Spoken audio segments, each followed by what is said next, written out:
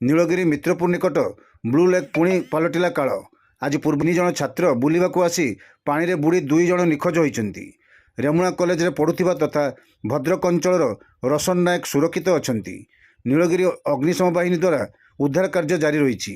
ନିଖୋଜ ଥିବା 2 ଛାତ୍ର ହେଲେ ଜଣେ ଭଦ୍ରକ ଅଞ୍ଚଳର ଅଂଶୁମାନ ପାତ୍ର ଓ ଅନ୍ୟ ଜଣେ ବାରିପଦା ଅଞ୍ଚଳର ଭବିଷ୍ୟ ପାତ୍ର ବୋଲି ସୂଚନା ମିଳିଛି। ତେବେ ନିଖୋଜ 2 ଜଣ ଛାତ୍ର ଫକୀରମୋହନ କଲେଜର ଛାତ୍ର ବୋଲି ସୂଚନା ମିଳିଛି। ଘଟଣାସ୍ଥଳରେ ନୀଳଗିରି ପୋଲିସ ଓ ଅଗ୍ନିଶମ ବାହିନୀ ପହଞ୍ଚି ଖୋଜାଖୋଜି ଜାରି ରଖିଛି।